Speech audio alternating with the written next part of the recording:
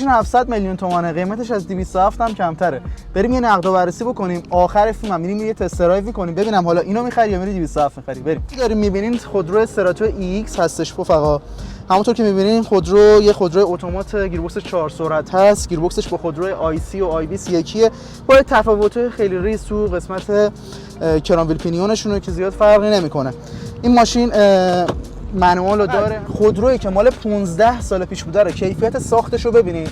من نمیدونم چرا دیگه از این خودرو نمیسازن، هزینه‌اش بالاتره یا هر چی من دیگه نمیدونم، ولی شما کیفیت 15 سال پیش رو ببینین. این داشبوردی که شما میبینین با این صفحه کیلومتر و این دستنده و این صندلی‌ها 15 سال کار کرده، ولی میبینین که فوق العاده سالم مونده و هیچ مشکلی هم نداره. ماشین رو بررسی بکنم. یه موتور 2000 سی سی 16 سوپاپ داره. گیربکسش هم که بهتون گفتم یه گیربکس 4 دنده داره که با خودرو آیسی یکیه. این ماشین 15 سال کار کرده. فقط بیاین نگاه بکنیم که مشکلات اصلا چی هست.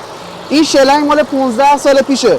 بعد از 15 سال تازه یه مقدار از در سوپاپ این ماشین روغن‌ریزی پیدا کرده. هیچ چیز تعویضی نداشته که مثلا تعمیرات سنگین داشته باشه. حالا تصمیم تایم بوده و اینا. اصلا تعمیر موتور هم حتی تا الان نشده روی این ماشین.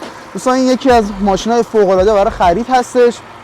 دوستایی که میخوان ماشین بخرن 700 تومان یکی از گزینه‌های خوب برای خرید. میتونین این ماشین رو تهیه بکنین، حالا بدنش سالم باشه تهیه بکنین، لوازم استوکش هم فوق‌العاده زیاده، میتونین تهیه بکنین استفاده بکنین. راستی تا اینجا که اومدین ویدیو رو لایک بکن که میخوام بریم یه تست درایو هم بکنیم.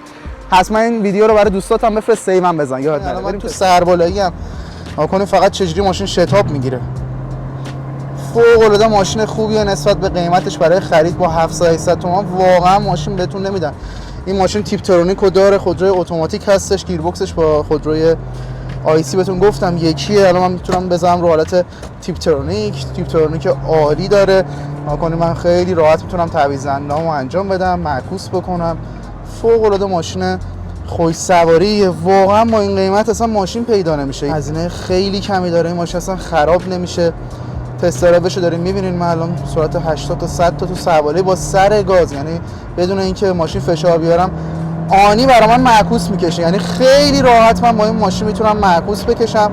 تو سربالایی دارم 120 تا 100 تا باش میرم، یعنی خیلی راحت بدون اینکه به این ماشین فشار بیاره. همونطور که داریم میبینین بعد از این همه سال گیربکسش نیاز به سرویس داشته که ما براشون گیربکس رو باز کردیم، تعمیر کردیم. اونم به خاطر اینکه یه سری از لوازماش پیدا نمیشد، یه گیربکس استوک براشون تهیه کردیم و اینکه صفحات نو و کیت اوورهال نو براشون گرفتیم. فیلتر داخل گیربکسشون هم براشون نو کردیم. الان دیگه در واقع گیربکسش هم نوه دیگه، رفت برای 170,000 تا دیگه که بخواد گیربکسش خدای نکرده به مشکلی بخوره یا هر چیزی. الان به گیربکسش به مشکل خورده به خاطر اینکه سرویساش به موقع انجام نشده بوده، فیلتر گیربکس عوض نشده بوده، روغن گیربکس موقع عوض نشده بوده، گیربکسش خراب شده، وگرنه به این راحتی های ماشین خراب نمیشه.